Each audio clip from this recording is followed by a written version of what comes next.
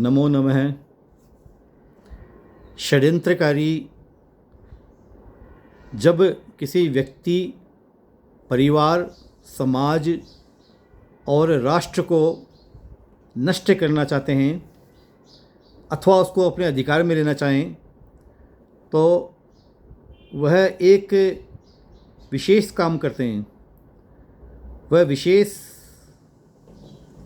काम यह है कि उस व्यक्ति, परिवार, समाज और राष्ट्र की जो कन्या है, लड़की या स्त्री, लड़की और स्त्रियां, उनको वो भ्रष्ट कर देते हैं षड्यंत्रपूर्वक।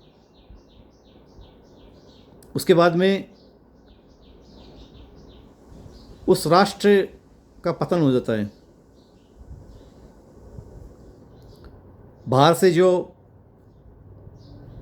आतंककारी आए, मलेच्छ आए, उन्होंने भी भारत में आने के बाद में यही किया। लाखों करोड़ों की संख्या के अंदर हिंदू कन्याओं, स्त्रियों को भ्रष्ट किया गया, उनका जीवन नरक बना दिया गया। वर्तमान समय में हिंदुओं के द्वारा चुनी हुई सरकार, जिस सरकार को हिंदुओं ने भेदभाव बुलाकर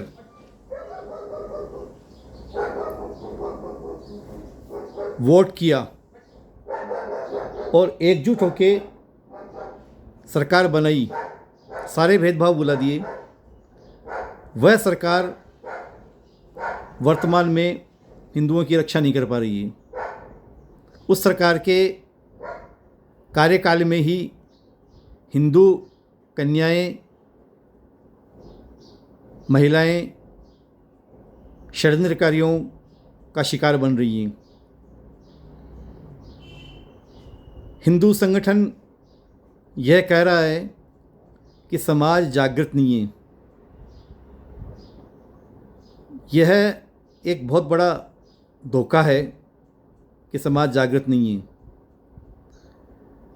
समाज को जागरण करने की जिम्मेदारी जब किसी एक हिंदू संगठन ने ली और लक्ष्य बनाया कि हम समाज को संगठित करके और हिंदुओं को परम वैभव तक पहुंचाएंगे, तो क्या वो अपने दायित्व निभा नहीं पाए और उल्टा आरोप समाज पर कि समाज जागृत नहीं है। हिंदू जागृत किस प्रकार से नहीं है? हिंदू की स्थिति आज वही है जैसे किसी व्यक्ति के हाथ और पांव बांध दिए जाएं और उसको पानी में धकेल दिया जाए और कहा जाए कि तैरो, तुम तैरते क्यों नहीं हो। हिंदू समाज आज सब प्रकार से भयग्रस्त है और बंधा हुआ है। नियम कानून, सरकार की तानाशाही, सरकार का भेदभाव, वोट बैंक की भूख, नेताओं की तुष्टीकरण, इससे हिंदू समाज पूरी तरह से आज त्रस्त है और बंधा हुआ है। तो हिंदू समाज इस स्थिति में है ही नहीं कि वो एक सम्मानपूर्वक जीवन व्यतीत कर सके, भय मुक्त जीवन व्यतीत कर सके। उसकी कहीं भी सुनवाई नहीं होती है। सरकार की किसी भी एजेंसी में हिंदू की सुनवाई नहीं होती। हिंदू से पूरा भेदभाव किया जाता है, जबकि अत्याचारी समाज, मलेच्छ, उनकी हर जगह पहुँच है, हर जगह उनका बोलबाला है। वो अपराध करके भी मुक्त हो जाते हैं और हिंदू पीड़ित होकर भी न्यायालय के और पुलिस के चक्कर लगाता रहता है। तो यह जो स्थिति है, इसमें दो पक्ष हैं, दो कारण हैं। पहला पक्ष व्यक्ति का है, हिंदू का है, और दूसरा पक्ष सरकार का है। सरकार अपने दायित्व से मुक्त नहीं हो सकती है। सरकार का दायित्व है कि अपने निर्दोष नागरिकों की रक्षा करना। सरकार उसमें पूरी तरह से विफल है। हिंदू संगठन जो ये दावा करते हैं कि हिंदुओं के सबसे बड़े संगठन हैं, वो इसमें पूरी तरह से विफल है। आज थोक के भाव हिंदू कन्याओं को शिकार बनाया जा रहा है, उनका जीवन नरक किया जा रहा है, और उसकी सुनवाई, उसका न्याय कहीं भी है नहीं। यदि है तो वो इतना धीमी गति से और इस प्रकार का है कि उस न्याय का कोई अर्थ नहीं है। तो पहला पक्ष, दो पक्ष, एक हिंदू का और एक सरकार का, कानूनी व्यवस्था का। तो चूँकि पूरी जो राजनीति है और सभी पार्टियां उसमें एक जैसी हैं, वह पूरा केंद्रित है तुष्टीकरण पर, वोट और सत्ता पर। सत्ता की भूख, उसके लिए किसी भी सीमा तक जाना, और वोट के लिए उस वोट जो वर्ग है, वोट बैंक है, उसको किसी भी स्तर तक तुष्टीकरण करना। दूसरा जो पक्ष है, तो वो जो सरकार है, वो कभी भी न्यायोचित बात नहीं करेगी। वो सदैव वोट के लिए, वोट के पीछे जाएगी, चाहे वो कोई सी भी सरकार हो। दूसरा पक्ष है हिंदू का स्वयं का। हिंदू जो अपने शास्त्र के अनुसार चलता था, जो ऋषि मुनियों ने उनको रास्ता बताया, जो उपदेश दिए, जो उनको शास्त्रों में लिखा, उस पथ को हिंदू ने लगभग त्याग दिया है। आज हिंदू घर की स्थिति यह है कि वहाँ पर कोई शास्त्र का पठन नहीं होता है। ये 90% घरों की स्थिति है। कोई शास्त्र का पठन नहीं होता है, वाचन नहीं होता है, शास्त्र की बातें कह के सुनाई नहीं जाती हैं छोटे बच्चों को, उनकी कथाएं, उनकी कहानियाँ उनको सुनाई नहीं जाती, उसमें समय नहीं दिया जाता। तो बच्चे जो हैं वो रुकते नहीं हैं, उनको जो मिलता है वही ग्रहण कर लेते हैं। तो जब अभिभावक उनको एक अच्छी शिक्षा नहीं देंगे शास्त्र अनुसार, ऋषि मुनियों के अनुसार, तो वो जो उनको मिल रही है, जो उपलब्ध है शिक्षा, कुशिक्षा, उसी को ग्रहण कर लेंगे। अब सारी शिक्षाएं इस प्रकार की चल रही हैं शास्त्रों के अतिरिक्त कि वो हिंदू संस्कृति को पूरा नष्ट कर दे और हिंदू को पूरा भ्रष्ट कर दे।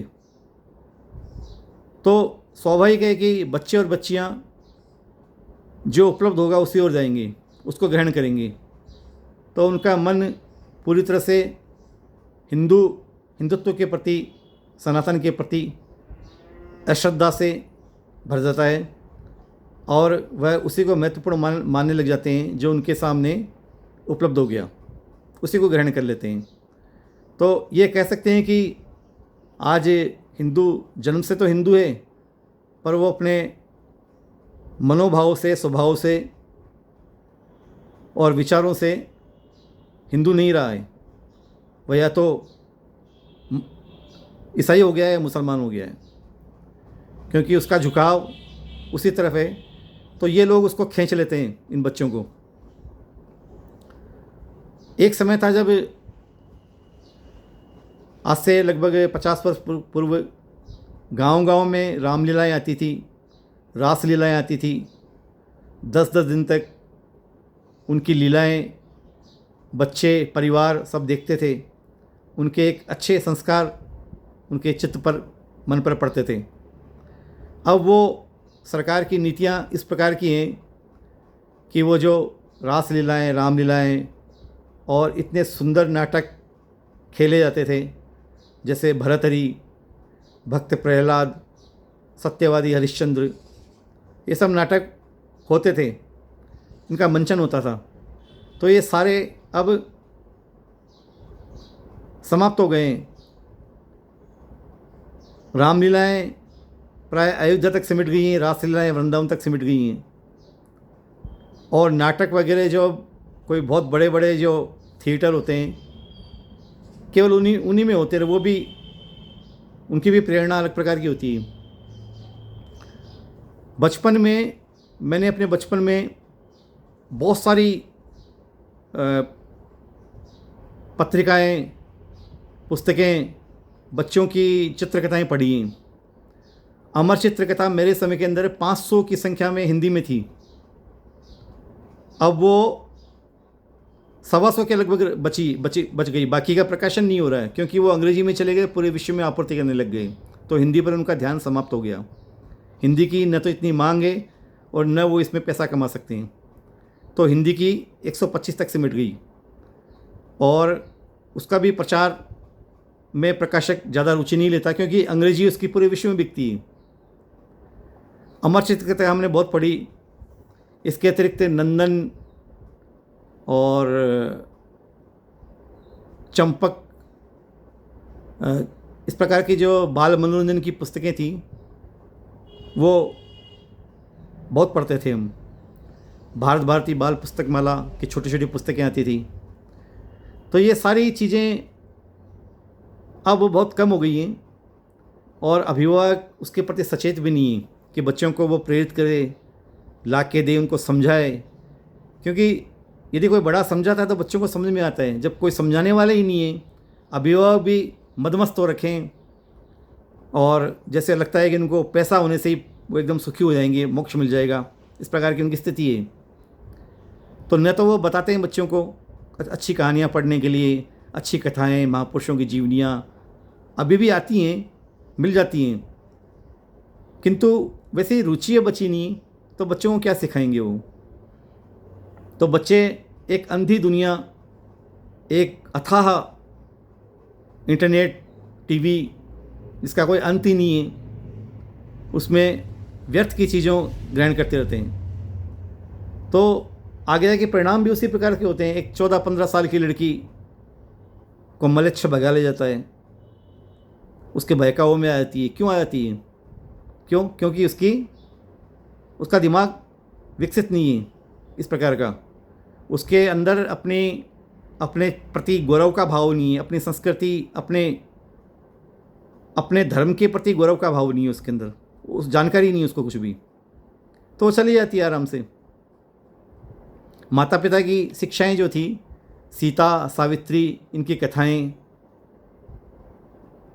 बताना, महाभारत की कथाएं बताना, नैतिकता की जो चरम मापदंड की व्यक्त करने वाली कथाएं थी, वो अपने शास्त्रों में अनगिनत हैं, वो सुनाना।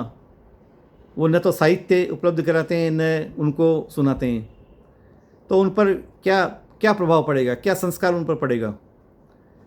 तो मेरा एक विनम्र अनुरोध है, आप जो भी सुन रहे हैं इस वीडियो को, आप अपने बच्चों को आरंभ से ही इस प्रकार की साहित्य, इस प्रकार की कथाएं उनको उपलब्ध करवाइए, जिससे कि उन पर उनका मन विकसित हो, एक मन में अच्छे संस्कार हों, और वो जीवन में एक सुंदर कल्पना के साथ में आगे बढ़े। ऐसा नहीं करने से जो क्षति होगी उसकी कल्पनातीत क्षति है वो। क्योंकि जब कोई बच्ची गलत कदम उठा लेती है, जब कोई बच्चा गलत दिशा में चला जाता है, तो आपका जो आने वाला जीवन है, जो आगे वाला, वो पूरा अंधकारमय हो जाएगा, पूरा अंधेरक हो जाएगा। आपके तनाव की कोई सीमा नहीं रहेगी आपके परिवार की, और इसके जिम्मेदार भी आप स्वयं होंगे, क्योंकि आपने उन चीज़ों को कभी महत्व नहीं दिया। आपने हमेशा पैसा और सुविधाओं को महत्व दिया, तो उसका परिणाम भी उसी प्रकार से भुगतना होता है। मैं कई लोगों को देखता हूँ कि पति लाख 2 लाख कमा रहा है, पत्नी लाख 2 लाख कमा रही है। अब ये समझ में नहीं आता कि जब पति लाख 2 लाख कमा रहा है, और या इससे भी अधिक कमा रहा है, जब धन की कोई अभाव नहीं है जीवन यापन के लिए, तो पत्नी अपना ग्रस्त जीवन को ताक में रख के क्यों कमाने जाती है और क्यों नौकरी करती है? अधिक से अधिक कमाना, अधिक से अधिक सुविधाएं, क्या होगा इन सुविधाओं का? ऐसे करते करते 30 वर्ष उनके निकल जाते हैं। पत्नी सरकारी नौकरी में, पति और किसी नौकरी में, दोनों अलग अलग हैं। 30 वर्ष निकल गए उनके जीवन के, 30-35 वर्ष। सेवानिवृत्त होने के बाद में उनकी स्थिति वही होती है जैसे कि खिचड़ी, दाल और चावल। तो वो खिचड़ी बनती नहीं है, ना तो दाल चावल में मिलता है, ना चावल दाल में मिलता है। दोनों अलग अलग होते हैं, दोनों का जीवन अलग अलग होता है, सोच विचार अलग अलग होता है। और दूसरा, जो उनका ग्रस्त जीवन का एक समय होता है, एक स्वर्ण काल, जिस समय उनको संतान का लालन पालन करना चाहिए, उसका निर्माण करना चाहिए, उसको दिशा देनी चाहिए, एक सुंदर जीवन जीना चाहिए, वो सारा समय उनका नौकरी में और पैसा कमाने में चला जाता है। तो आपने क्या पाया? फिर एक वृद्धावस्था आती है सेवानिवृत्ति होने के बाद में, आप क्या जिएंगे उसमें? आपने अपना स्वर्णकाल तो पूरा खो दिया है पैसे कमाने के लिए। तो विवशता की बात अलग होती है कि जब आवश्यकता है उस चीज़ की, किंतु जब आवश्यकता पूर्ति हो रही है उसके बाद में भी आपको और अधिक चाहिए, तो इसका कोई अंत नहीं है। इसका परिणाम बहुत अंधकारमय होता है। ऐसे बहुत सारे जीवन बिगड़ते हुए देखे गए हैं। तो आप इस चीज़ पर ध्यान दीजिए और साहित्य का महत्व समझिए। भारतीय साहित्य अनुपम है, अथाह है, और इससे बहुत कुछ प्राप्त किया जा सकता है। आप सभी को शुभकामनाएं। नारायण नारायण नारायण नारायण।